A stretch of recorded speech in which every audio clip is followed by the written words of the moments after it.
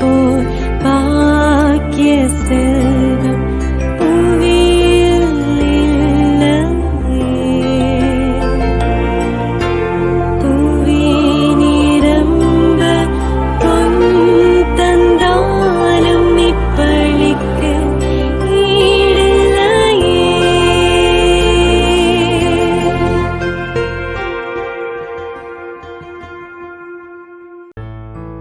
திருப்பலி ஒளிபரப்ப உதவுபவர்கள் அகஸ்டின் மற்றும் மரிய கெப்சி குடும்பத்தினர் திருமயம். குடும்பத்திற்கு இறைவன் செய்த அனைத்து நன்மைகளுக்கும் ஆசீர்வாதங்களுக்கும் நன்றியாகவும் மற்றும் தொடர்ந்து குடும்பத்திற்கு நல்ல உடல் உள்ள சுகமும் இறை ஆசீரும் வேண்டி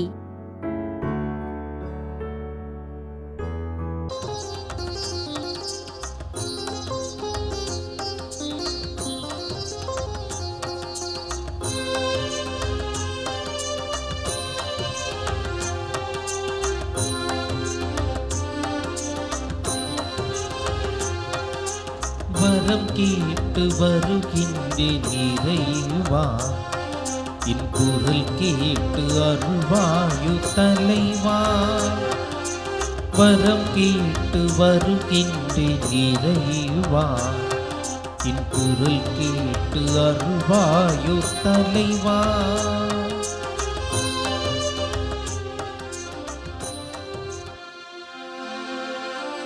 தந்தை மகன் தூயாவியாரின் பெயராலே ஆமென். நம் ஆண்டவராகிய இயேசு கிறிஸ்துவின் அருளும் கடவுளின் அன்பும் தூயாவியாரின் நட்புறவும் உங்கள் அனைவரோடும் இருப்பதாக. உம்மான்மாவோடும் இருப்பதாக. வாழ்க்கை என்றால் 1000 இருக்கும், வாசல் தோறும் வேதனை இருக்கும். வந்த துன்பம் எதுவென்றாலும் வாடி நின்றால் ஓடிவிடாது என்பார் ஒரு கவிஞர். நாம் துன்பங்களை தேடிச் செல்ல வேண்டிய தேவையில்லை. பல நேரங்களில் அந்த துன்பங்களே நம்மை தேடி வருகின்றன. பட்ட காலிலே படும் கெட்ட குடியை கெடும் என்பது போல தொடர்ந்து பல துன்பங்கள் நம்மை தாக்குகிற வேளையிலே நம்முடைய மனநிலை எப்படிப்பட்டதாக இருக்கிறது? இன்றைய முதல் வாசகத்திலே எரேமியாவுக்கு பல துன்பங்கள், அதுவும் குறிப்பாக மக்களை மனம் மாற்றுவதற்காக அழைத்ததற்காக அவர் மேல் பல பழிப்புரைகள் சொல்லப்பட்டன. நன்மை செய்ததற்காக பல நேரங்களில் நாமும் தீமைகளை துன்பங்களை அனுபவித்திருக்கிறோம். இருந்தாலும் நாம் துன்பப்படுகிற போது கடவுள் நம்மை ஒருபோதும் விட்டு விலகுவதில்லை, நம்முடன் இருக்கிறார். அத்தகைய துன்பத்தை ஏற்றுக்கொள்ளக்கூடிய ஆற்றலை இறைவன் தருகிறார் என்பதை முழுமையாக நம்புவோம். எனவே துன்ப நேரங்களிலே உற்ற துணையாக ஆண்டவர் நம்மோடு இருக்கிறார் என்பதை முழுமையாக நாம் நம்ப தவறியமைக்காக மனம் வருந்தி மன்னிப்பு கேட்டு இத்திருப்பலியில் தகுதியோடு பங்கேற்போம். ஆண்டவரே இரக்கமாயிரும். ஆண்டவரே இரக்கமாயிரும். கிறிஸ்துவே இரக்கமாயிரும். கிறிஸ்துவே இரக்கமாயிரும். ஆண்டவரே இரக்கமாயிரும். ஆண்டவரே இரக்கமாயிரும். எல்லாம் வல்ல இறைவன் நம்மீது இரக்கம் வைத்து நம் பாவங்களை மன்னித்து நம்மை நிலை வாழ்வுக்கு அழைத்து செல்வாராக.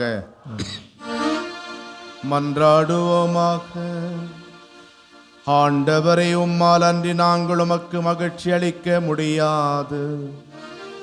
ஆகவே உமது இரக்கத்தின் செயல் எங்கள் இதயங்களை வழிநடத்த அருள் புரிவீராக. எங்கள் ஆண்டவராகிய கிறிஸ்து வழியாக உம்மை மன்றாடுகிறோம். ஆமென். இறைவாக்கினர் எரேமியா நூலிலிருந்து வாசகம். அதிகாரம் 11, இறை வார்த்தைகள் 18 முதல் 20 வரை. ஆண்டவர் எனக்கு வெளிப்படுத்தினார், நானும் புரிந்து கொண்டேன். பின்னர் நீர் அவர்களின் செயல்களை எனக்கு காட்டினீர். வெட்டுவதற்கு கொண்டு செல்லப்படும் சாந்தமான செம்மறி போல் இருந்தேன். அவர்கள் எனக்கு எதிராய் மரத்தை பழத்தோடு அழிப்போம், வாழ்வோரின் நாட்டிலிருந்து அவனை அகற்றி விடுவோம், அவன் பெயர் மறக்கப்படட்டும் என்று சொல்லி சதித்திட்டம் தீட்டியதை நான் அறியாதிருந்தேன்.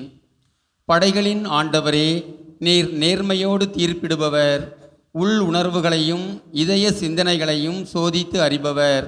நீர் அவர்களை பழிவாங்குவதை நான் காண வேண்டும், ஏனெனில் என் வழக்கை உம்மிடம் எடுத்துரைத்துள்ளேன். ஆண்டவரின் அருள்வாக்கு. இறைவனுக்கு நன்றி.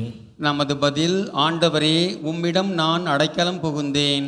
ஆண்டவரே, உம்மிடம் நான் அடைக்கலம் புகுந்தேன். என் கடவுளாகிய ஆண்டவரே, உம்மிடம் அடைக்கலம் புகுந்தேன். என்னை துரத்துவோர் அனைவரிடமிருந்தும் என்னை காப்பாற்றி தப்புவியும். இல்லையெனில் என் எதிரிகள் சிங்கம் போல என்னை பீறி கிழித்து போடுவார்கள். விடுவிப்போர் எவரும் இரார். பல்லவி. ஆண்டவரே, உம்மிடம் நான் அடைக்கலம் புகுந்தேன். ஆண்டவரே, என் நேர்மைக்கும் வாய்மைக்கும் ஏற்ப எனக்கு தீர்ப்பளியும். பொல்லாரின் தீமைகளை முடிவுக்கு கொண்டு வாரும். நல்லாரை நிலைநிறுத்தும். நீர் எண்ணங்களையும் விருப்பங்களையும் கண்டறிபவர், நீதி அருளும் கடவுள். பல்லவி. ஆண்டவரே, உம்மிடம் நான் அடைக்கலம் புகுந்தேன். கடவுளே, என் கேடயம், நேரிய உள்ளத்தோரை அவர் விடுவிப்பார். கடவுள் நடுநிலை தவறாத நீதிபதி, நாள்தோறும் அநீதியை பொறுத்து கொள்ளாத இறைவன். பல்லவி. ஆண்டவரே, உம்மிடம் நான் அடைக்கலம் புகுந்தேன்.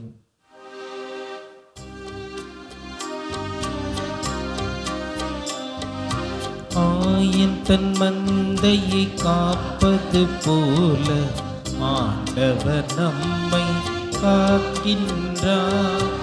ஆயின் தன் மந்தையை காப்பது போல ஆண்டவர் நம்மை காக்கின்றார்.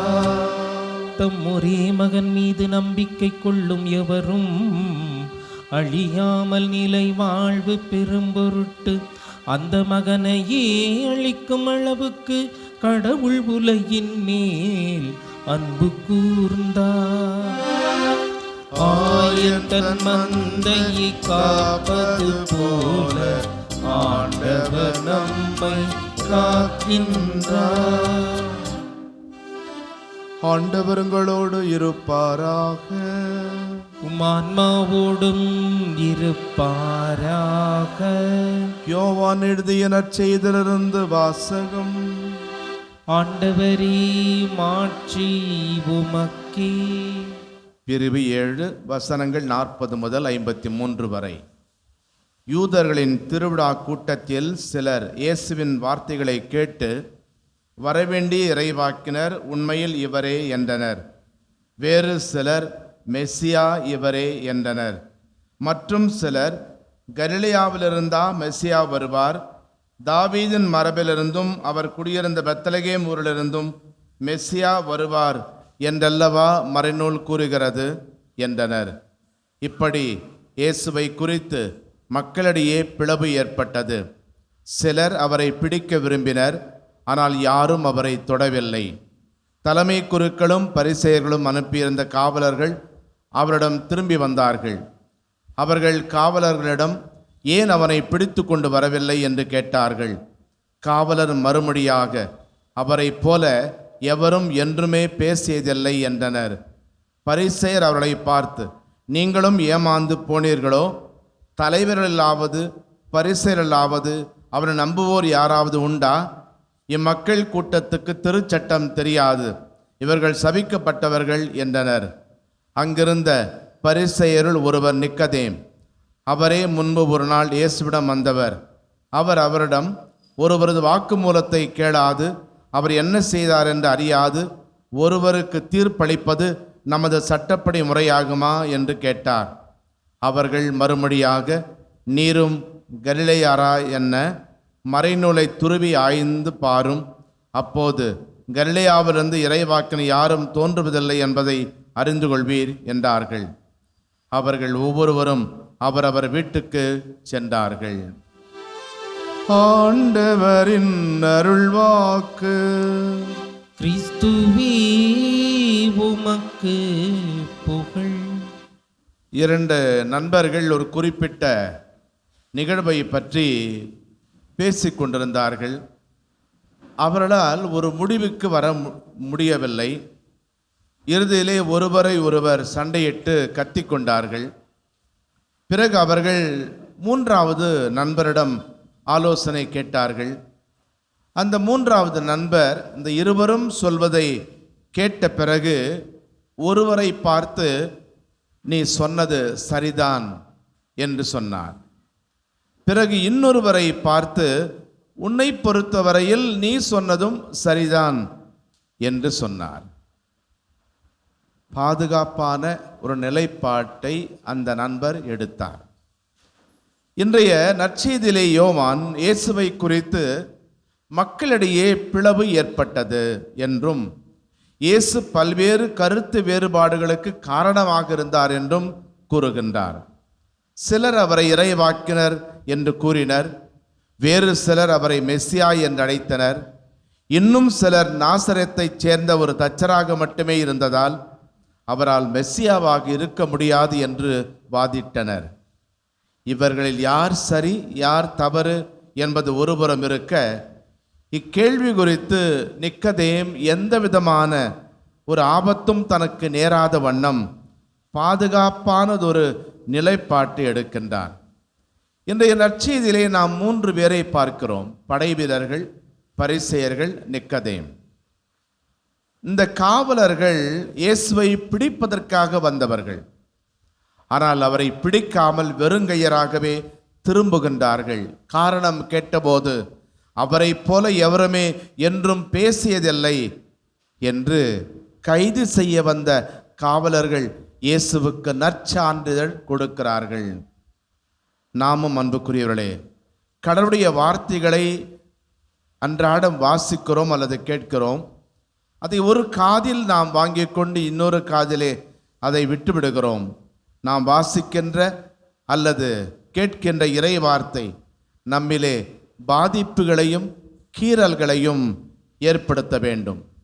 அதே போல நம்முடைய பேச்சை கேட்கிற யாராக இருந்தாலும் எவரும் இவரை போல பேசியதில்லை என்று சொல்லக்கூடிய அளவுக்கு நம்முடைய பேச்சுக்கள், நம்முடைய உரையாடல்கள் கண்ணியமாக இருக்க வேண்டும். அல்லது இவன் ஏன்தான் வாயை திறந்தானோ என்று ஏளனமாக பேசுகின்ற அளவுக்கு நம்முடைய உரையாடல்கள் இருக்கக்கூடாது.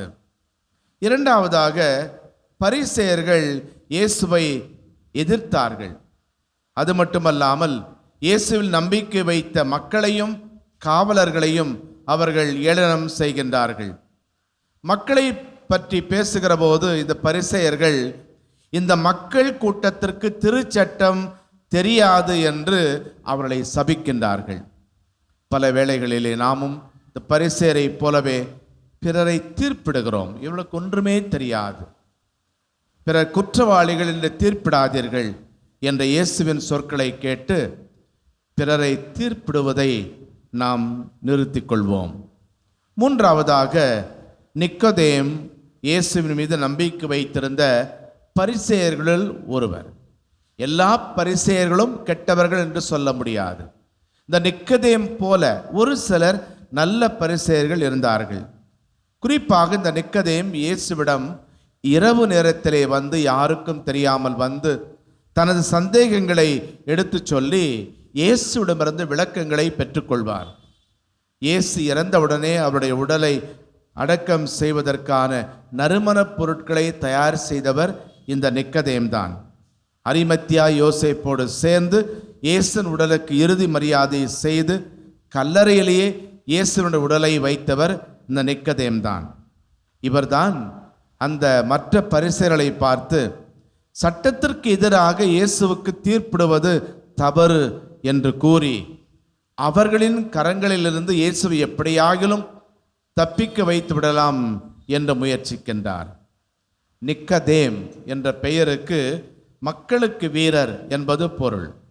தாம் உண்மை என்று கண்டதை இயேசுவிடமும் பரிசேயரிடமும் தயங்காமல் எடுத்துச் சொல்லி அந்த வீரத்திற்கு சிறந்த சான்றாக இருக்கின்றார்.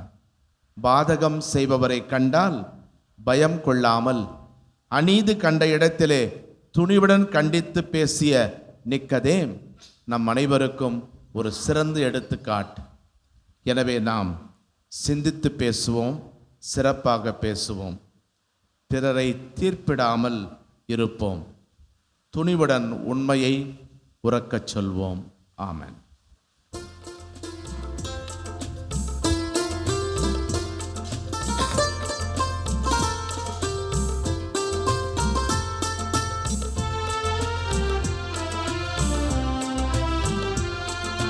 காணிக்கை தர நான் வருகின்றேன், உம் கரங்களில் என்னை தருகின்றேன்.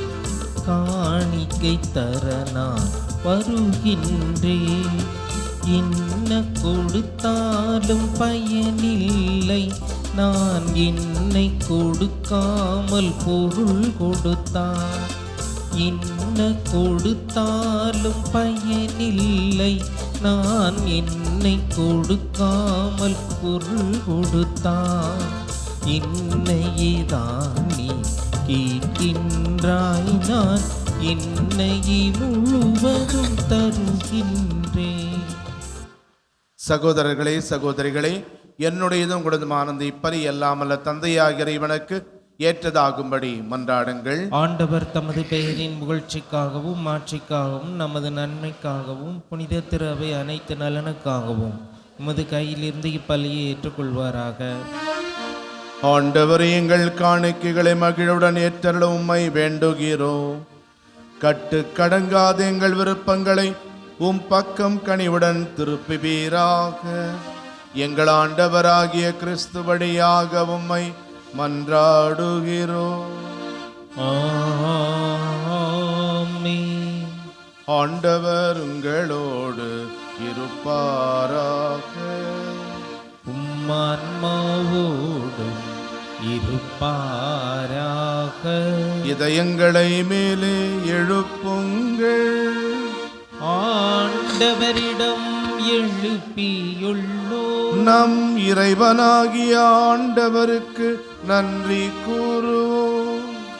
அது தகுதியும் நீதியுமானதே. ஆண்டவரை தூயவரான தந்தை என்றும் உள்ள எல்லாமல்ல இறைவா, எந்நாளை விவிடத்திலும் நாங்கள் உமக்கு நன்றி செலுத்துவது மெய்யாகவே தகுதியும் நீதியுமாகும். எங்கள் கடமையும் மீட்புக்குரிய செயலுமாகும். எங்கள் உண்ணா நோன்பின் வழியாக நீர் எங்கள் தீய நாட்டங்களை அடக்குகின்றீர், மனதை மேலே எழுப்புகின்றீர், நற்பண்புகளையும் அவற்றுக்கான பரிசுகளையும் எங்கள் ஆண்டவராகிய கிறிஸ்து வழியாக பெருகச் செய்கின்றீர். அவர் வழியாகவே முது மாண்பை வானதூதர் புகழ்கின்றனர், தலைமை தாங்கோருமை வழிபடுகின்றனர், அதிகாரம் செலுத்துவோரும் திருமுன் நடுங்குகின்றனர். வானங்களும் அவற்றில் உள்ள ஆற்றல்களும் சேராபின்களும் ஒன்று கூடி அக்களித்து கொண்டாடுகின்றனர். அவர்களோடு எங்கள் குரலையும் சேர்த்துக் கொள்ளுமாறு நாங்கள் உம்மை தாழ்மையோடு இறைஞ்சி புகழ்ந்து போற்றுவதாவது: தூயவர் தூயவர் தூயவர், வான்படைகளின் கடவுளாம் ஆண்டவர். விண்ணகமும் மண்ணகமும் உமது மாட்சியால் நிறைந்துள்ளன. உன்னதங்களிலே ஓசன்னா. ஆண்டவர் பேரால் வருகிறவர் ஆசி பெற்றவர். உன்னதங்களிலே ஓசன்னா. ஆண்டவரை நிர்மையாகவே தூயவர், தூய்மை அனைத்துக்கும் ஊற்று. ஆகவே உம்முடைய ஆவியை பொழிந்து இக்காணிக்கைகளை தூய்மைப்படுத்தும்படி வேண்டுகிறோம். இவ்வாறு எங்கள் ஆண்டவர் இயேசு கிறிஸ்துவின் உடலும் இரத்தமுமாக எங்களுக்கு இவை மாறுவனவாக. அவர் பாடுபட உளம் கனிந்து தம்மை கையளித்த போது அப்பத்தை எடுத்து நன்றி செலுத்தி அதை பிட்டு தம் சீடர்களுக்கு அளித்து இயேசு கூறியதாவது: அனைவரும் இதிலிருந்து பெற்று உண்ணுங்கள், ஏனெனில் இது உங்களுக்காக கையளிக்கப்படும் என் உடல்.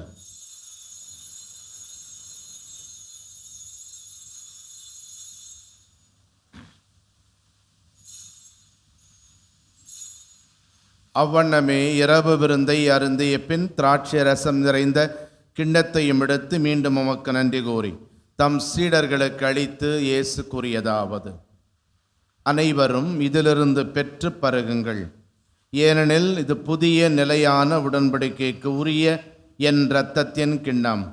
இது பாவ மன்னிப்புக்கென்று உங்களுக்காகவும் பலருக்காகவும் சிந்தப்படும். இதை என் நினைவாக செய்யுங்கள்.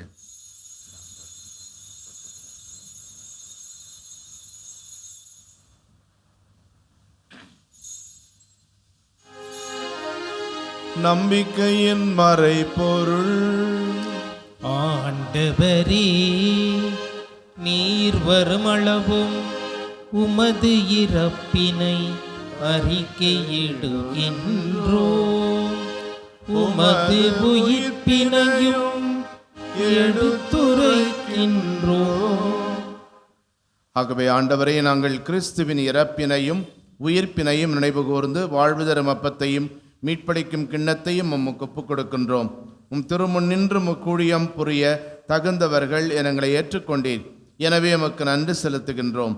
மேலும் கிறிஸ்துவின் உடலிலும் இரத்தத்திலும் பங்கு கொள்ளும் எங்களை தூய ஆவியார் ஒன்று சேர்க்க வேண்டுமென உம்மை தாழ்மையுடன் மன்றாடுகிறோம். ஆண்டவரே, உலகெங்கும் பரவியிருக்கும் அது திரு அவையை நினைவு கூர்ந்தருளும். எங்கள் திருத்தந்தை லியோ, எங்கள் ஆயர் ஜார்ஜ், எல்லா திருநிலையினர், துறவரத்தார், பொது நிலையினர் ஆகிய அனைவரோடும் உமது திரு அவை அன்பில் நிறைவேற செய்தருளும்.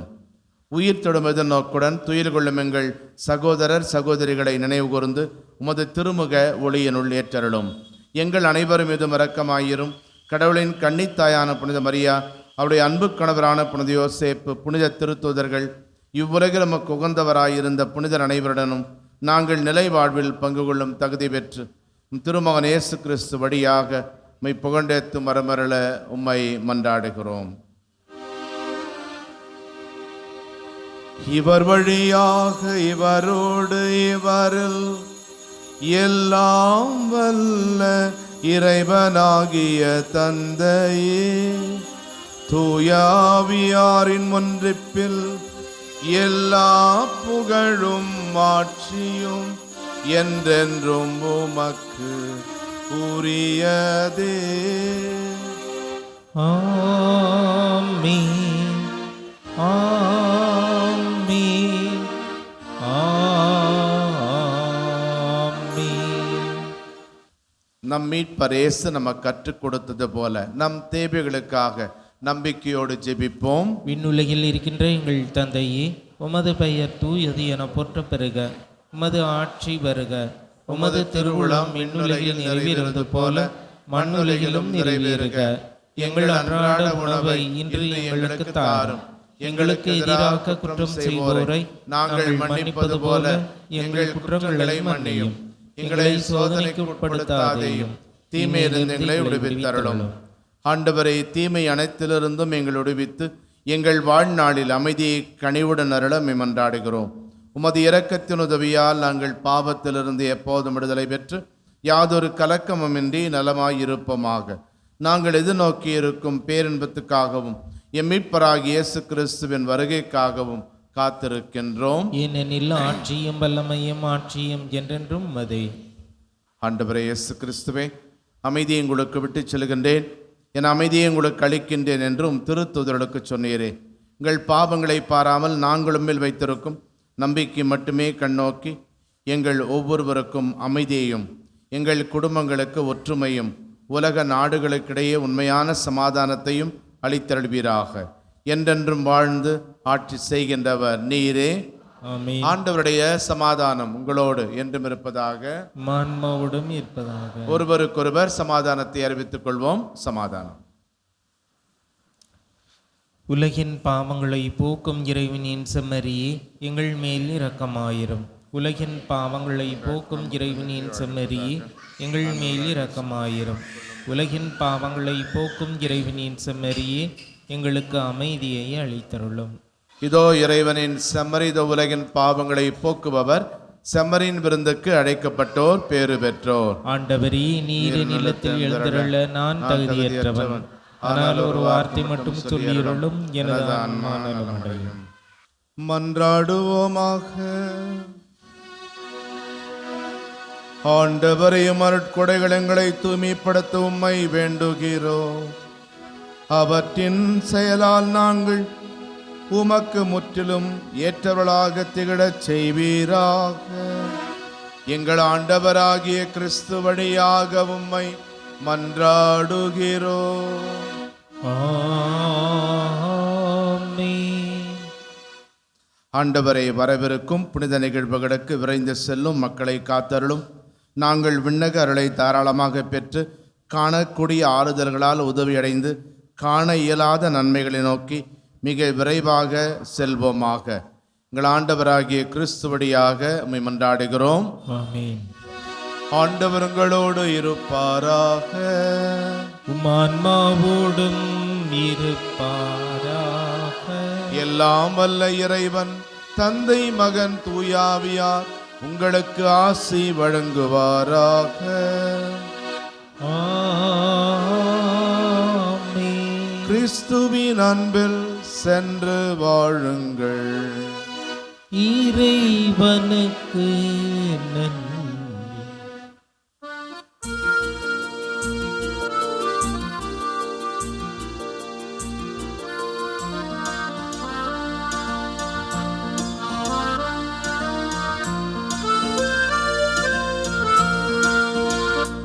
உன்னை தேடி வந்தேன் சுமை தீரும் அம்மா.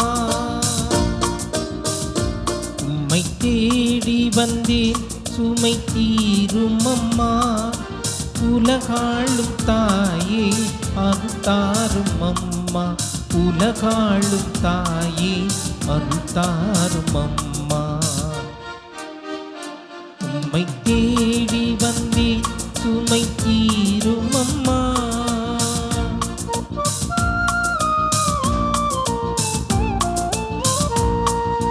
முடமான மகனை நடமாட வைத்தாய். கடல் நீரில் தவித்த கப்பலை காத்தாய். முடமான மகனை நடமாட வைத்தாய். கடல் நீரில் தவித்த கப்பலை காத்தாய். பால் கொண்ட கலசம் பொங்கிடச் செய்தாய். பொருள் கொண்ட சீமான் உன் பாதம் சேர்த்தாய். பொருள் கொண்ட சீமான் உன் பாதம் சேர்த்தாய். உம்மை தேடி வந்தேன் சுமை தீரும் அம்மா. திருப்பலி ஒளிபரப்ப உதவியவர்கள் அகஸ்டின் மற்றும் மரிய கெப்சி குடும்பத்தினர் திருமயம். குடும்பத்திற்கு இறைவன் செய்த அனைத்து நன்மைகளுக்கும் ஆசீர்வாதங்களுக்கும் நன்றியாகவும் மற்றும் தொடர்ந்து குடும்பத்திற்கு நல்ல உடல் உள்ள சுகமும் இறை ஆசீரும் வேண்டி